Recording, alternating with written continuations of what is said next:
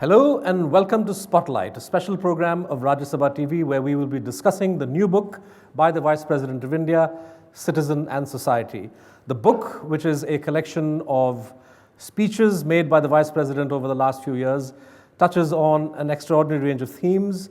Joining me to discuss or to perhaps just dip into some of these themes, because we can't possibly do justice to the full range of issues in a one-hour program, is a very special panel. To my right, Shankar Aiyar of the Congress Party, former MP. Welcome to the show, sir.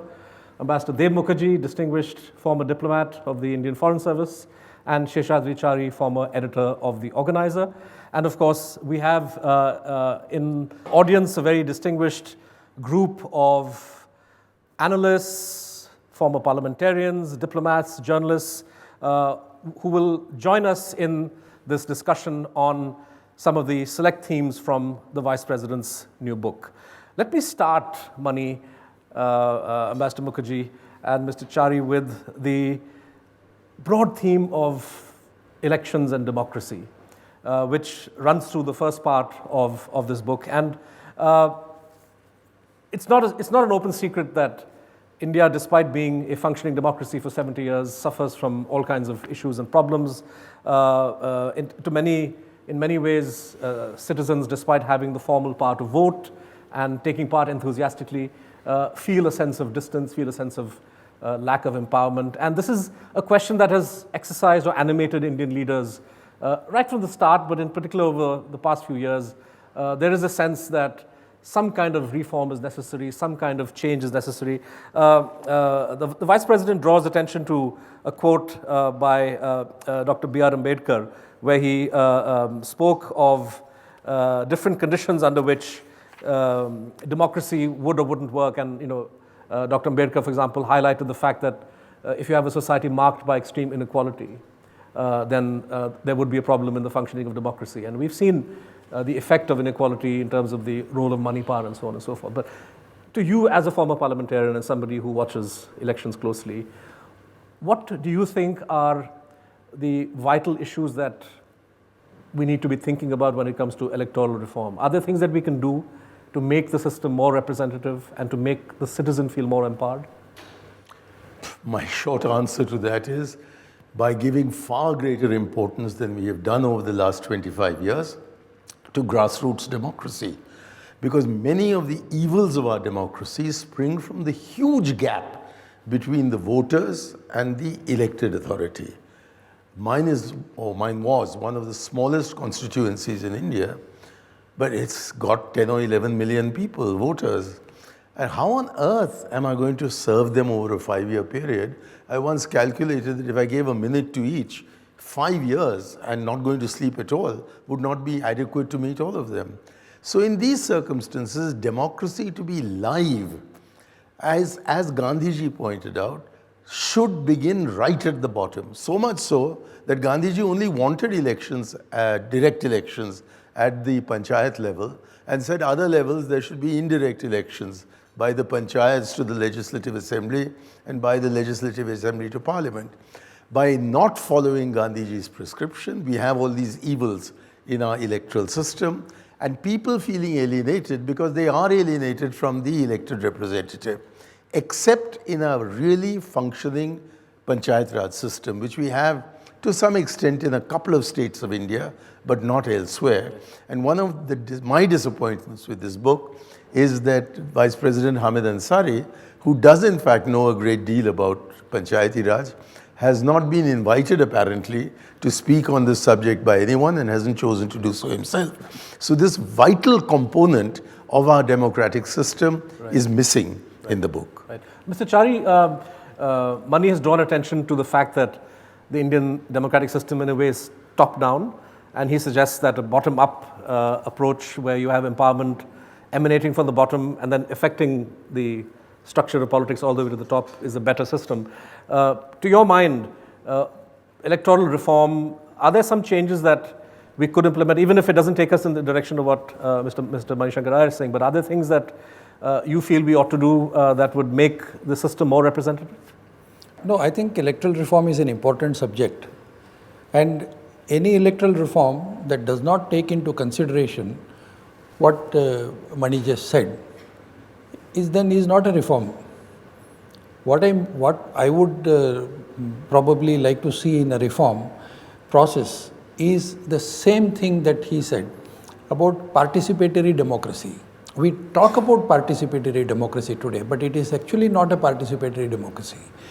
So what happens is every political party has a very definite view on electoral reforms as long as they don't come to power. The moment they come to power, they think consolidation of my power is more important than the reforms. So nobody talks of reforms once they are in that hot chair. And the second issue, in fact, Hamid Ansari Sahab has referred to that in one of the articles, one of the speeches that he has made on democracy, functioning democracy, and also about speaking about the Arab countries in one of the reference in, I think, page number, Right. I'm not referring to the exact pages. Yeah. Somewhere in one of the topics he has said this also, that elections have become more or less a strategy, a methodology to empower a few, who in turn promise to empower the maximum. Right. But that doesn't really happen. Right. No political party can do it, no single government can do it. Right. So electoral reform has to take into consideration three important things. One, a representative form of democracy. Two, handing over power to the people. And three, an administrative mechanism to do this. It cannot result into an anarchy. Right. But at the same time, how administratively best possible method to do this. These three things will have to be done. Right. But I think it will have to go through a very proper process. Right. One. Two, the most important element here is, although the constitution does not necessarily provide for a political party to be at the helm of affairs, the Representation of People's Act and the process that we have followed necessarily implies the importance of a political party. Can we really have a parliament which does not have to depend on political party? Can we really evolve a democracy where political parties are not necessary but representation of people is made possible? Right. That kind of a democracy, that kind of a system, can it be worked out? Right. But before I come to you, Ambassador Mukherjee, I just wanted to ask both Mani and Mr. Chari that internationally, the kind of discussion that we see, you have debates on proportional representation versus first past the post. In many societies, discussions on the importance of referendums as a means of testing public opinion. Some countries have empowered citizens to have right of recall. In Venezuela, for example, the opposition is trying to gather signatures in order to have a repoll or to have the president stand for election again. Should we be looking at some of these issues at PR, proportional representation, for example? We should certainly look at them. But the fact of the matter is that almost all countries in our position economically are not democracies. Ours is the only one of 150 nations that came to liberation after us to have become at the beginning a democracy and to sustain this democracy. And all other democracies are of older countries. Right. And all these older democracies have always had a very strong democratic local body system long before they established the upper echelons of that system. Right. So we are unique in that we've introduced democracy at the top without any bottom. The other problem is that the election commission is composed of people like you and me and definitively eschews anybody who has any electoral experience. Right. With the result that, for example, under Mr. Session, they said you can't put up posters. Now in Mailadurai, there are posters all the time, all over the place, except at election time. I don't understand why they should stop electioneering at 10 p.m. and hold the election in May. The only time when you can actually go around meet people would be up till midnight or beyond. But because the middle class wants its beauty sleep, therefore it prevents democracy from functioning. So we must have people with electoral experience in the election commission so that it injects some kind of reality into the discussions of the election commission, which otherwise thinks of itself as a highly moral body and everybody else is immoral. They've introduced all this business of saying what your assets are. the most crooked people are in parliament and in the assemblies. Right. Because people or the voter often thinks that if the guy cannot look after himself and his family, how is he going to look after me? And therefore they vote for corrupt people. Mr. Chari, first past the post, do we need to re-examine that and look at PR, at proportional representation? Is that a reform that we need to at all look at or think about? No, I mean, you can relook at this first past the post Yeah. system, provided you really have a better alternative. For want of better alternative, I think this is the system that exists today. But of course, it has its own flaws and huge amount of flaw. And if you strictly confine to what the Electoral Commission says, Yes. I entirely agree with Mani on at least one thing, that if you go by those systems, those rules and regulations, I don't know, Mani, when you were elected from Mayiladurai twice? I fought 7 elections. Seven I elections. won thrice Yeah, one thrice. when the going was good. Yeah. And So I anyway, lost it's 4 very times. difficult. And in no election does anybody vote for or against me. They either vote for Karunanidhi or they vote against Jayalalitha. It has absolutely nothing to do with the candidate. That's a different point, of course. I mean, Right. I mean, thank God they voted for Karunanidhi and he won. But that besides the point. You know, the thing is, I mean, very good people who should really be in parliament cannot come up to parliament in this electoral process. It's very difficult for really good people to come up to that stage. Because resources is one big issue. Resource is an issue and electoral politics is another issue. Right. And then as cartoonist Abu had once put up a cartoon in Indian Express, he said, our democracy is not cast your vote here, it is vote your caste here. So that again, one has to belong to the right caste. Right. If you have to have an electoral merit, that these are all the electoral merits it has become. So all these things contribute to the first past the post. But if the first past the post system has to be changed, then we should also think of the alternative. Or maybe it could be a combination of all this. Like for example, Like one suggestion is a 50+1. Nepal Parliament First past the post has- with 50+1. Yeah, Nepal Parliament has a system of Mixed legislation. system, like 600 members, 300 elected and 300 almost on a different keel. Maybe we could combine all these things. And very unfortunately, Rajya Sabha was supposed to, I mean, since we are on RSTV, let me mention it. Rajya Sabha was supposed to be a forum where people who would otherwise not get elected in the Lok Sabha through this electoral process, but who should be representing the people and who should be guiding the government, should be there in Rajya Sabha. But very unfortunately, over a period of time, even that system has got corrupted. It's very I want to bring in the audience, but before I do that, Ambassador Mukherjee, you've heard our two politicians in a way speak about what they think are the problems and possible solutions. We haven't heard too much about the corrosive role of money power. Some reference, of course, to caste, appeals on the basis of caste, perhaps religion. But to your mind, looking at the international experience, are there elements of political reform or election reform that India needs to start looking at? I think as Mr. Ansari underlines, that regardless of what system you have, what you require is eternal vigilance to keep the lawmakers in line. Because the experience of lawmakers going their own way, unmindful of the interests of the nation, is not unusual. But looking at the international experience, I think, and I would have mentioned it earlier, I think we have to take a very, very serious look, despite the problems that Mr. Chari hinted at, I know those, at proportional representation, because you at the moment have a system where a party can have absolute plus majority representing 30% of the people.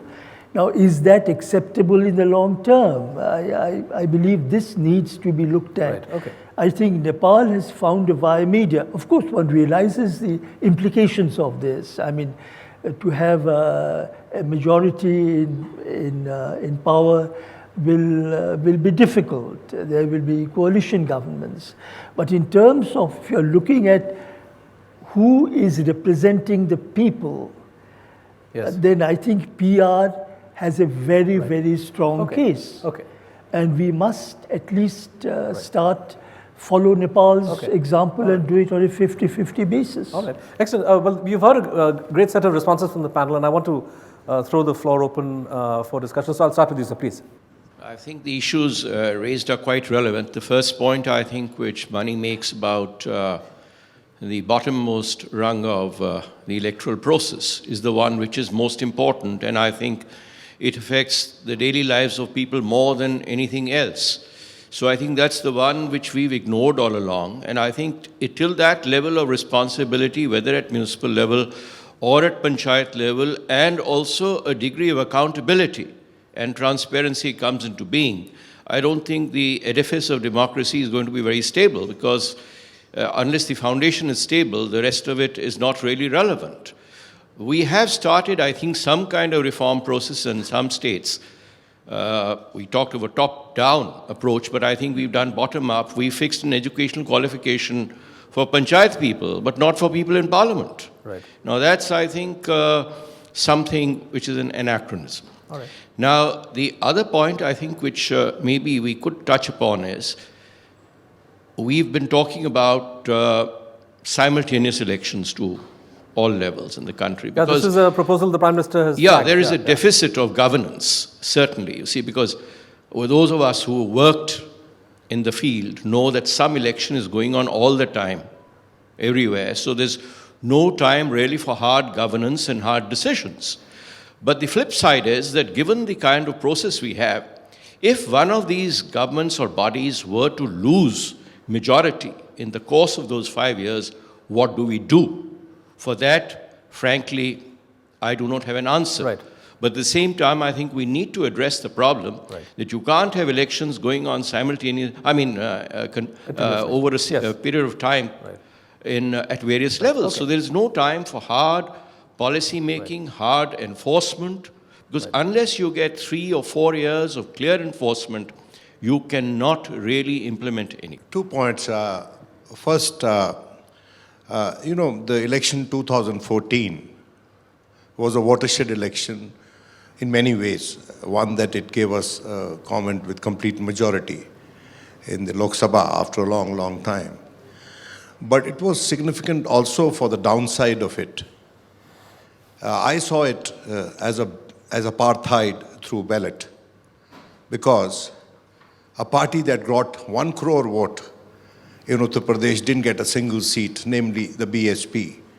There wasn't a single Muslim candidate elected from the state of Uttar Pradesh, which has a large number of this minority.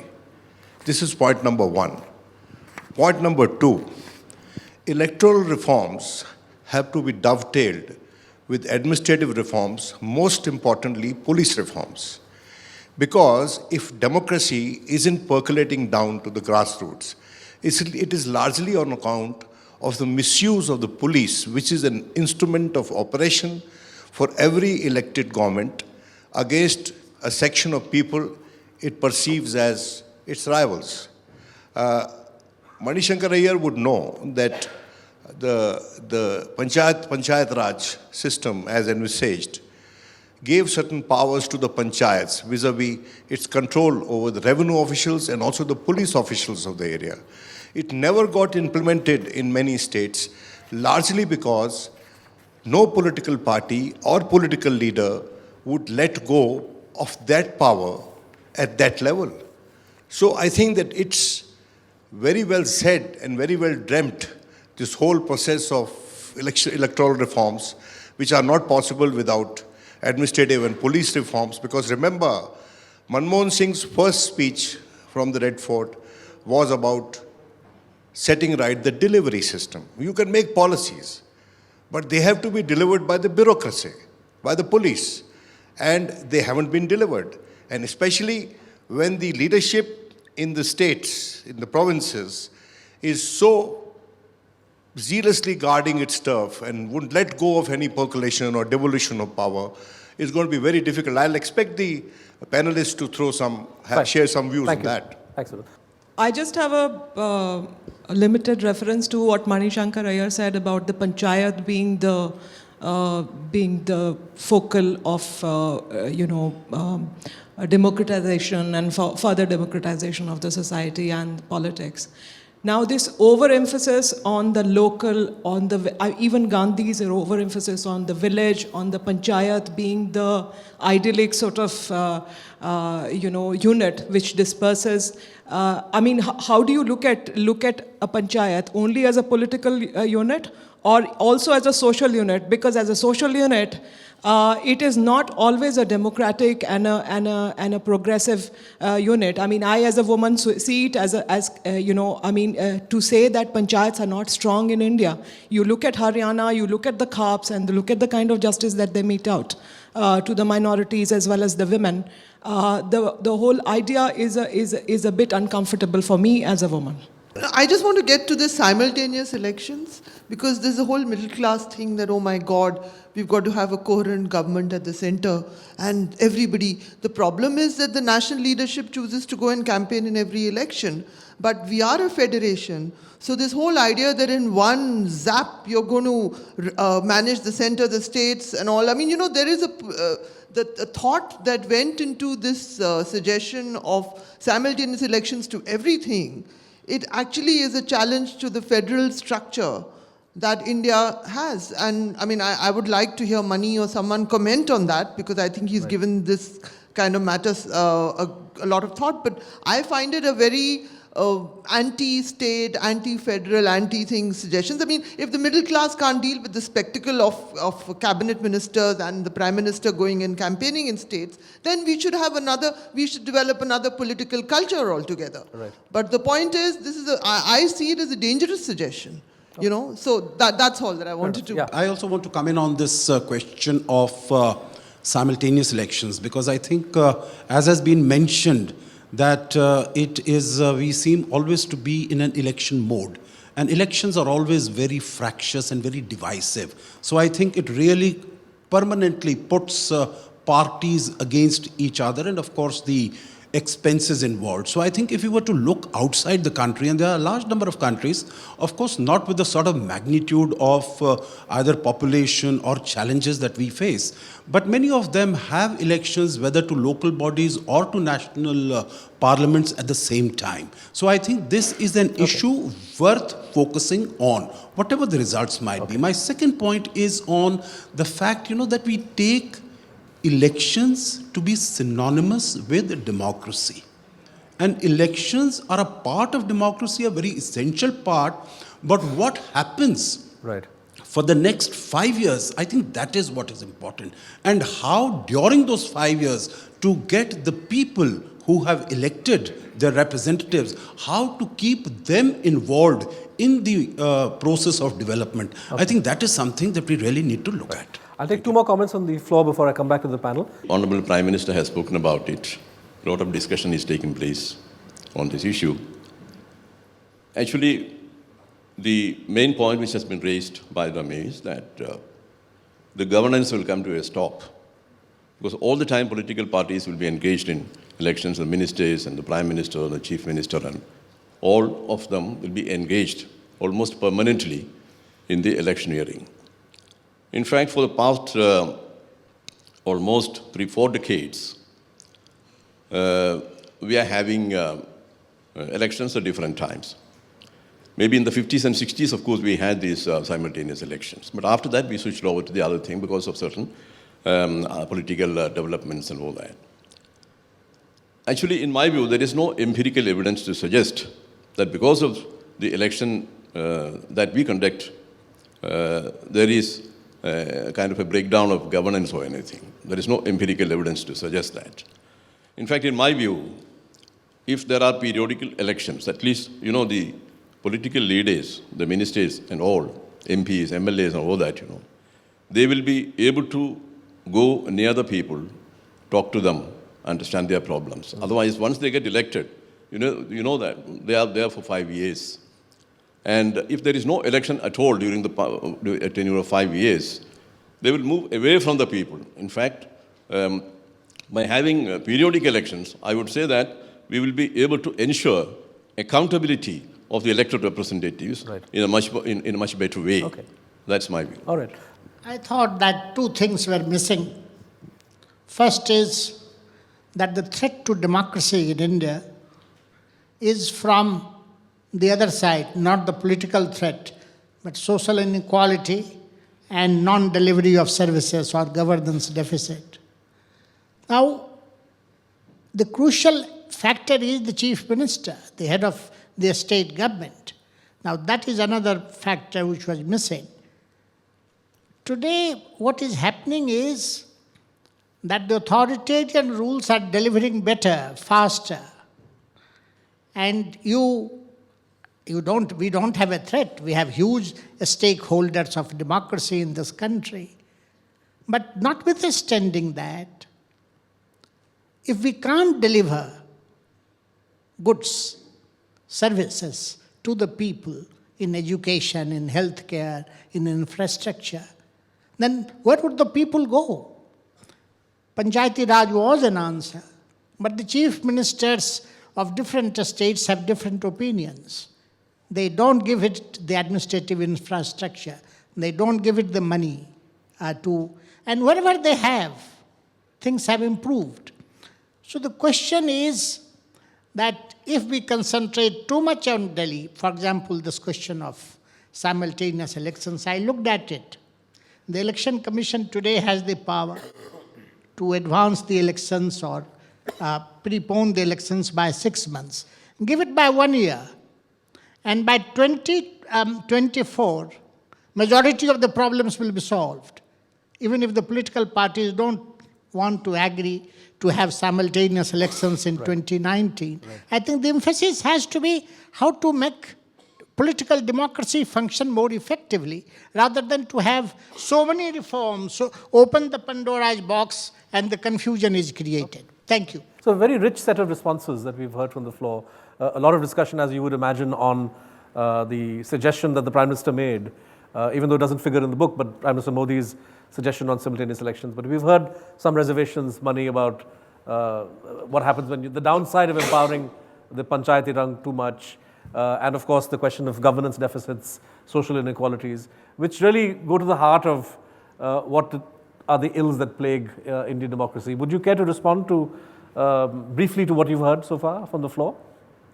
Our former Secretary General is absolutely right in saying that this series of virtually continuous elections constantly holds those who've been elected responsible to the people. So keeps politicians on their toes. And that's a very, very useful check on authoritarian tendencies which are so marked in our politics.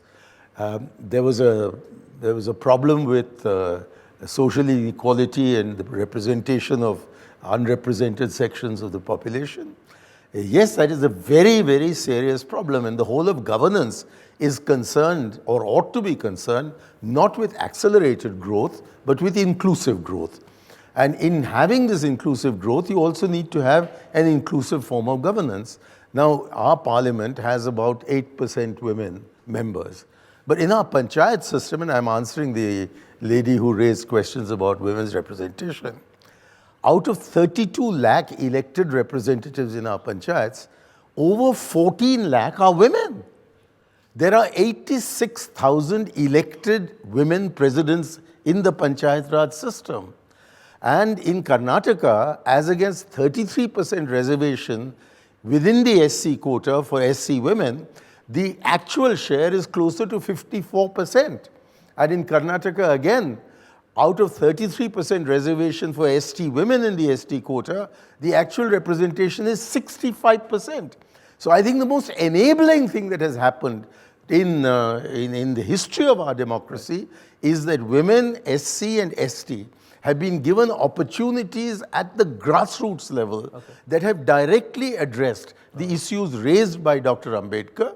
But Dr. Ambedkar was absolutely right that merely by having a constitution which decreases equality, we won't get a solution to these problems. This is to be done through effective governance, and our governance will be effective only when there is a delivery of goods and services to the people. The bureaucracy has dreadfully failed in fulfilling this function, and therefore elected executive representatives in a participatory rather than only a representative democracy will do a far better job of it.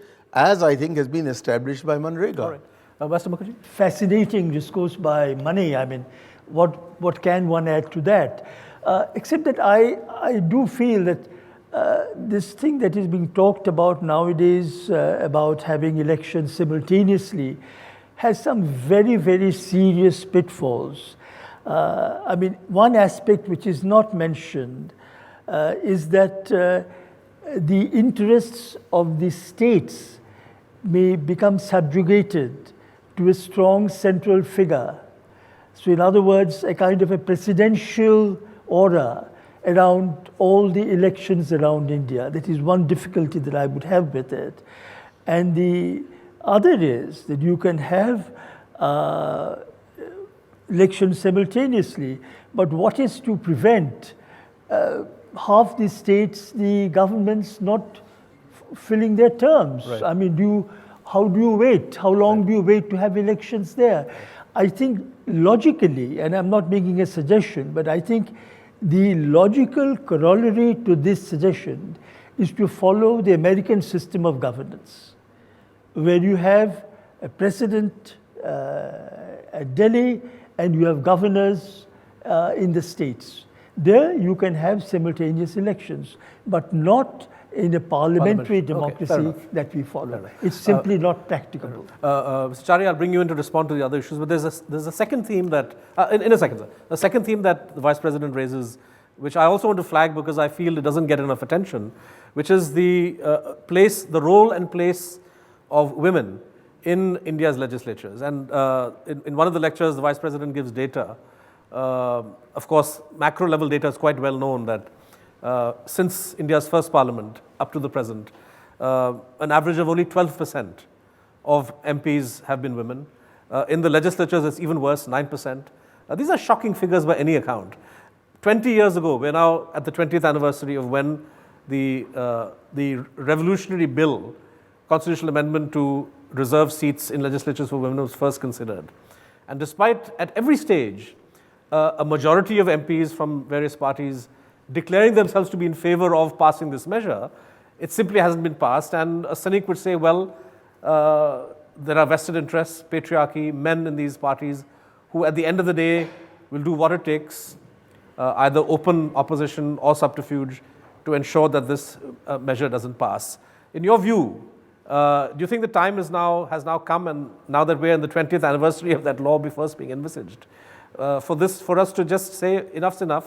If we want to see more women in our legislatures, we have to pass this law. I think women's reservation bill has always come into problems at the last moment. So I was just going to mention that point and this happened. So this is exactly what has been happening in the parliament also. I mean, the last something parliament, intervenes. Yeah, something intervenes and I don't know what happens. Right. So, and then you lose the steam. There are two ways of looking at it. There has to be a political consensus as far as women's reservation bill is concerned. There is also an argument that it's not because of women's reservation bill or a special reservation or a provision that a person like Mrs. Indira Gandhi could become the first woman Prime Minister of this country. It was in spite of such a bill or such a provision. So whether is only this kind of a bill going to empower women come into politics and do more about it? I don't know whether it's the really correct way of looking at it. But whether the parliament takes up this issue, the parliament has to take up, and I'm a very strong supporter of the women's reservation bill in any case. But there is something that the political parties can also do. Like, for example, the BJP has amended its constitution and made 33% reservation for women compulsory. So today the BJP... Among office holders, you mean? Among its own selection of candidates. Right. So but that doesn't happen. I mean, in effect, no party is fielding 33% of its seats as women. It happens, right. Of course. There are other considerations also. Right. So then when it comes to actual giving of the ticket is concerned, so many other problems come up. But the party has made a decision. Right. And as far as even office bearers are concerned, the BJP has this idea of 33% reservation for office bearers within the party structure. Okay. But there are problems. I mean, I wanted to flag two more issues concerning this also, like there was an issue about panchayat and whether women in this particular setup, women will get the kind of reservation. The Panchayati Raj system is a very wonderful system, beautiful system. It has to work and it can work. But I think in the given circumstances, it becomes very easy to empower the Panchayati Raj, get a particular kind of set of people elected also. I may be venturing into a very, very controversial area when I say this. Shankar Aiyar gave an example of Karnataka. I can give you example of even Kerala, where the Panchayati Raj system works very well. But I doubt if the correct kind of leader, or probably a woman belonging to, say, DMK, can she really get elected in the Panchayati Raj in Tamil Nadu under the present dispensation? I doubt. There was a reference to Haryana. I mean, if a woman who challenges the Khap Panchayat, can she really get elected in a Panchayat in these circumstances? Right. I really have great doubts about this. Okay. So, if you want to really make it effective, you'll have to think of a method to resolve this issue. Okay. The second issue I wanted to flag was about the federal structure and simultaneous election. Right. Yes, simultaneous election. Very briefly. Holding of simultaneous election has a huge problems. There are technical problems. For example, you cannot hold an election in February all over the country, considering the fact that there are about 18 constituencies in Uttaranchal where you cannot even reach in the month of February. But February is the most suitable time probably for Tamil Nadu or Kerala or Karnataka for that matter. During rainy season, you cannot hold elections in Kerala at all. So these factors will have to be taken into consideration. Fair enough. Which is not very easy to resolve. I want to at this stage open up another theme in the book.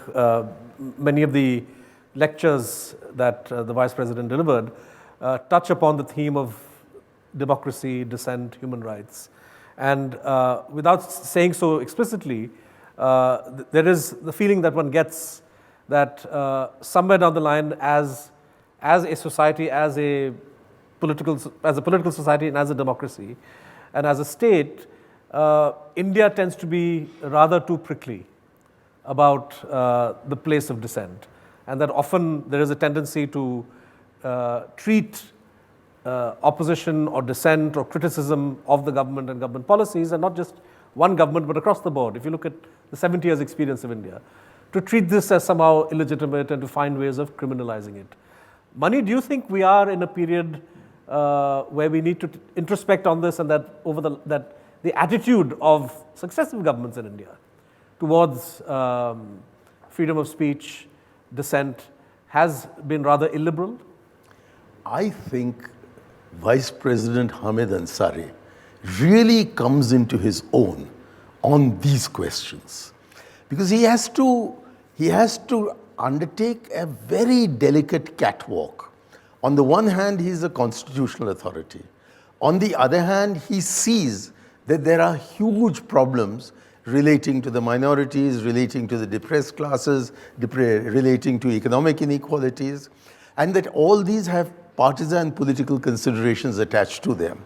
So what he does is, he draws upon his enormous erudition. It's quite astonishing the number of authorities that he is able to invoke, and he uses them, and very often the very book that he's launching, he'll pick up quotations from them, so that the view doesn't get attributed to the constitutional authority of the Vice President, but to somebody else who's an authority on the subject, in order to project what he actually wants to say on these issues. Right.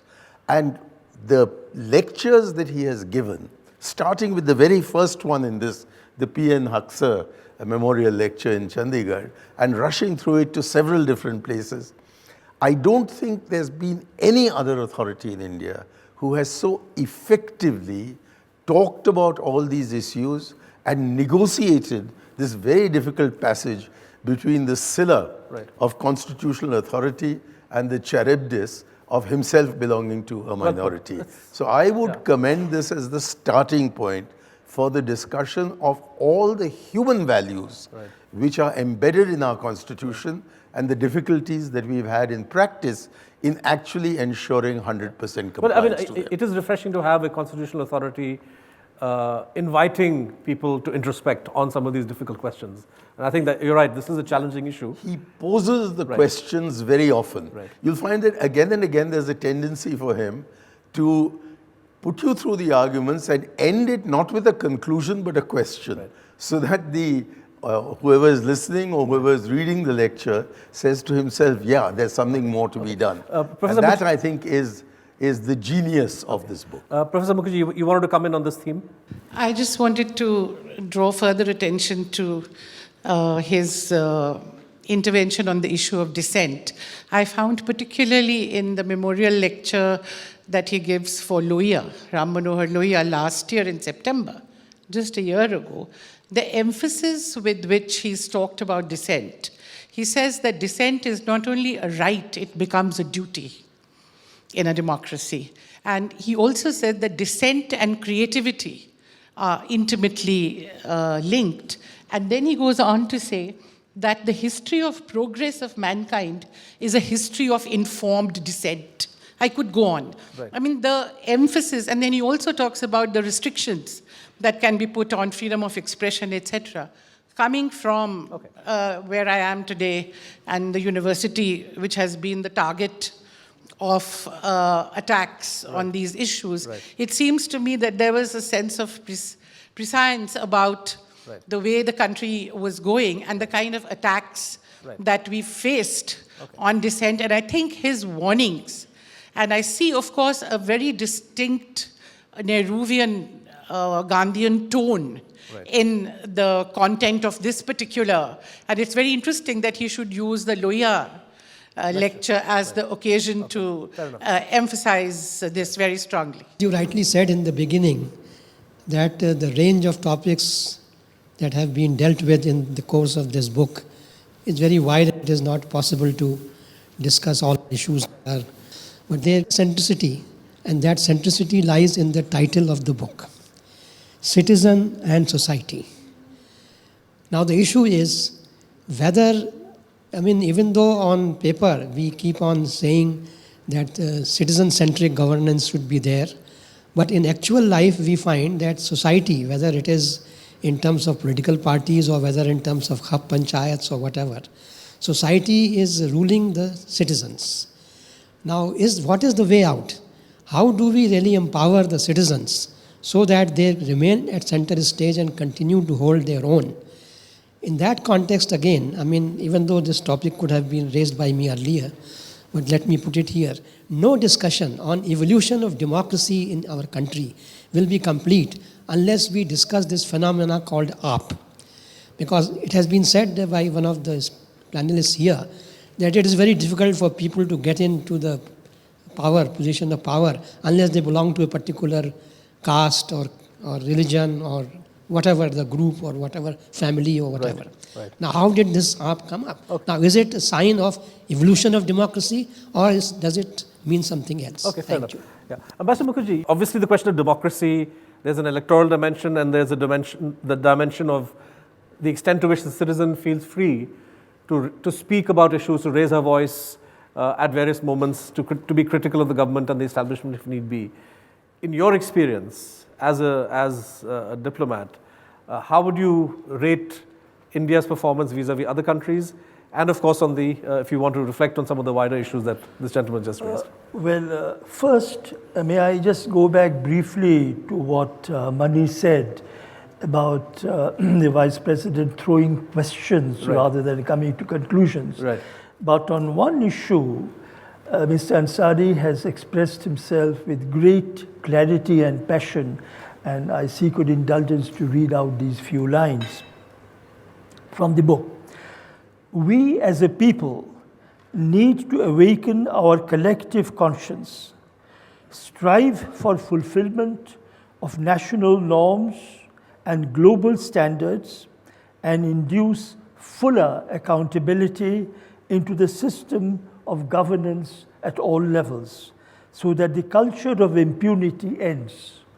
And the state and its functionaries are held accountable for every act of omission or commission. You can't be clearer than that. To come to your question, yes, this is something that, having served in America for some time, and I've served in Europe, I've served in Africa, and of course, very much in the neighborhood. Now, in the United States, for instance, the government can do no wrong. I mean, even when it is, I saw this with the Sandinistas 30 odd years ago, I've seen it with Iraq, the entire media, intelligentsia, they are foursquare behind the government. And this is one of the great dangers. Particularly on foreign policy issues, right? On foreign policy issues. On foreign policy issues. In Europe, it's mixed. I think our neighborhood has been absolutely splendid, particularly the media in Nepal, in Bangladesh, in Pakistan. I think have to be commended for really standing up to the establishment where they feel that certain values are being transgressed. And I think they are, with all due apologies, way ahead of the way our media reacts. Right. And I think our media, particularly the electronic media, the kind of patriotism it is indulging in, the way in which government handouts are being taken as the truth, I think is disturbing. Right.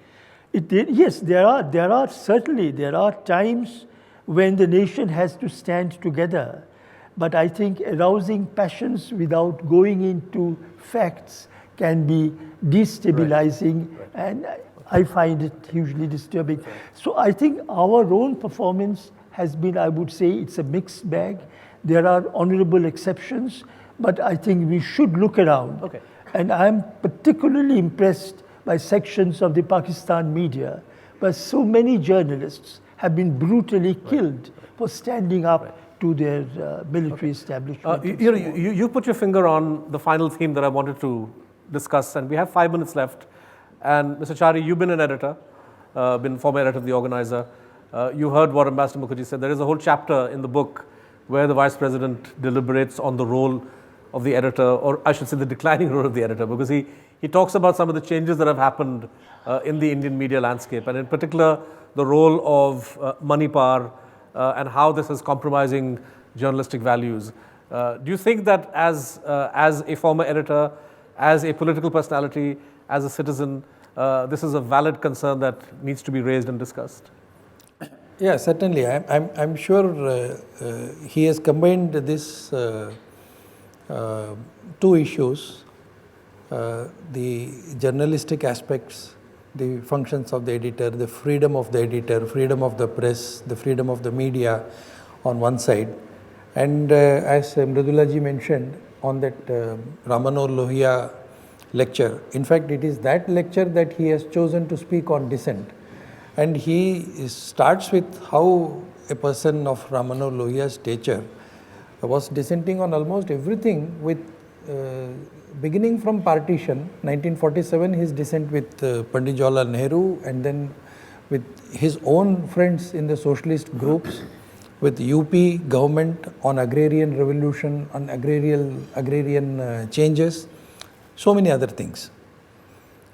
And again, on a very touchy issue like the caste and reservations, he had his own opinion how to do away with it, and then the values of on the other issue things. of the impact of But commercial when it comes to the editorial freedom and all that, luckily I was the editor of a weekly which never had to bother about money power. Because when I became the editor, I was told that at least as an editor you may have to travel far and wide in Delhi. So, आप एक cycle जरूर रखिए. And I was given 100 rupees, and every time I spend that money, it will be reimbursed. So I managed to spend about 20 rupees in 6 months. Right. So, and not 200 years back, it was only in 1992. Right. So I was the editor of Organizer for 12 years.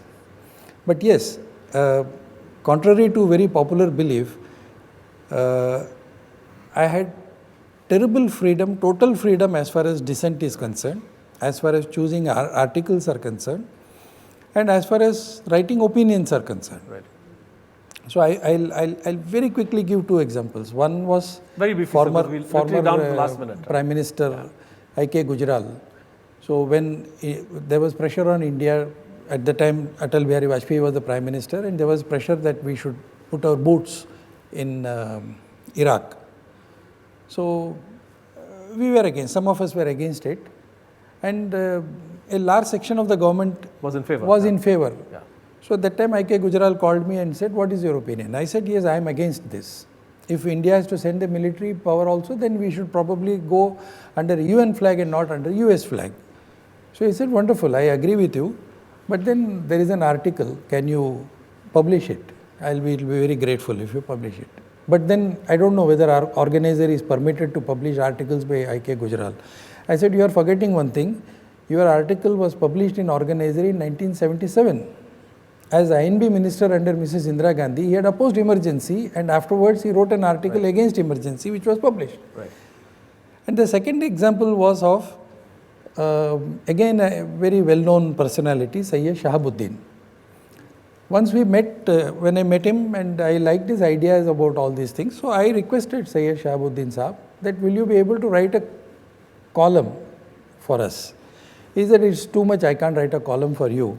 But I can do one thing, some of the articles that I write, I can send it to you. But will you publish it? Chari will really He said yes. Yeah. So I published that article. Right.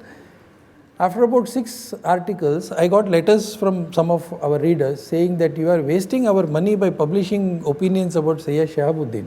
So I wrote a small piece saying that I may not agree with his views, but I will still use the space available in Organizer to publicize his views. That's very well said. We're really out of time, but I wanted to get a final comment from you on this media issue. I would like to join Mr. Aiyar in complimenting the Vice President for writing a book of introspection, keeping his constitutional position intact. My second comment is a suggestion to the learned author, and that is that would he be good enough to expand the preface of the book, maybe, may not be now, maybe later, so that it shows the mental journey. When you write a speech like this, you suffer a great deal as an author. Right. It is not an easy job. Having been a governor, I know it is a difficult job. Right. And that's suffering. And that suffering is over when you write a long preface. Right. And that should be the suggestion. I hope all of you agree with that. Right. Thank you. Thank you very much for that. On that note, we're completely out of time. I thank my distinguished panel and the guests, but viewers, I do hope that through this discussion you've got a sense of the flavor of this book. As I said at the outset, the themes that it touches upon are very diverse, and I think that reading this, introspecting on some of the contents, debating and discussing, deliberating among yourselves would be something very, very profitable, not only in terms of enlarging your own understanding, but I think in enriching the quality of Indian democracy. Thank you very much for watching this episode of Spotlight.